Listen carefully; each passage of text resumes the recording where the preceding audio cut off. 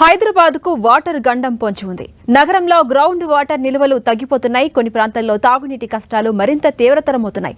ఇప్పటికే నగరంలో తాగునీటి డిమాండ్ రికార్డు స్థాయికి చేరుకోగా భూగర్భ జలాలు అడుగంటిపోవడం, సింగూరు ప్రాజెక్టు డెడ్ స్టోరేజ్ కు చేరుకోవడం పరిస్థితిని మరింత క్లిష్టంగా మార్చేసింది.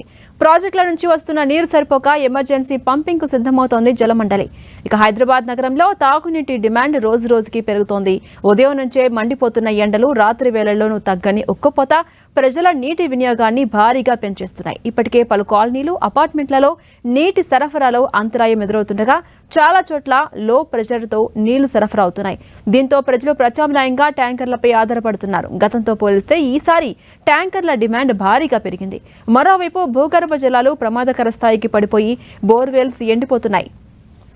ఇక నగరానికి తాగునీరు అందించే ప్రధాన వనరుల్లో ఒకటైన సింగూరు ప్రాజెక్టు ఇప్పటికే డెడ్ స్టోరేజ్ స్థాయికి చేరుకోవడం జలమండలికి పెద్ద సవాల్గా మారింది. మరోవైపు కృష్ణా బేసిన్లోనూ నీటి నిల్వలు ఆశించిన స్థాయిలో లేకపోవడంతో సరఫరాపై ఒత్తిడి పెరుగుతోంది. ప్రస్తుతం నగరానికి అందుతున్న నీటి పరిమాణంలో గతంతో పోలిస్తే ఇప్పుడు సరఫరా అవుతున్న నీటిలో పెద్దగా మార్పు కనిపించట్లేదు. కానీ హైదరాబాద్ విస్తీర్ణం భారీగా పెరిగింది. కొత్త కాలనీలు, అపార్ట్మెంట్లు, ఐటీ కారిడార్లు, శివారు ప్రాంతాల్లో నివాసాల సంఖ్య గణనీయంగా పెరిగింది. జనాభా కూడా లక్షల సంఖ్యలో పెరిగినా నీటి సరఫరా మాత్రం అదే స్థాయిలో కొనసాగుతుండటంతో ఇబ్బందులు తప్పట్లేవు.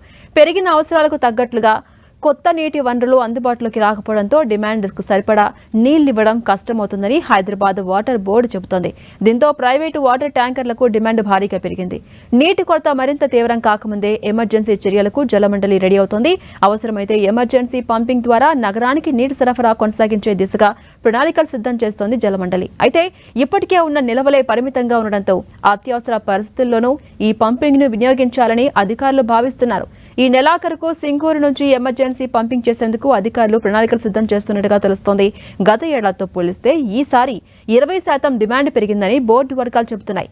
గత సంవత్సరం మే 3వ వారం తర్వాత వర్షాలు పడటంతో నీటి డిమాండ్ కొంత తగ్గిందని, కానీ ఈసారి వర్షాలు అదే పద్ధతిలో వస్తాయా, ఆలస్యమవుతాయా అనేది మాత్రం వాటర్ బోర్డు అధికారులకు ఆందోళన గురిచేస్తుంది. దీంతో ప్రజలు నీటిని వృధా చేయకుండా జాగ్రత్తలు తీసుకోవాలని బోర్డు వర్గాలు చెబుతున్నాయి.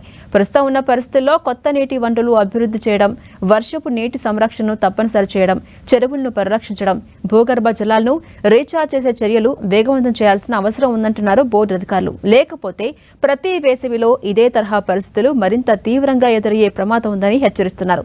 నగర ప్రజలు కూడా నీటి వినియోగంలో జాగ్రత్తలు పాటించి ప్రతి చుక్క నీటిని ఆదా చేయాల్సిన అవసరం ఉందని అధికారులు విజ్ఞప్తి చేస్తున్నారు.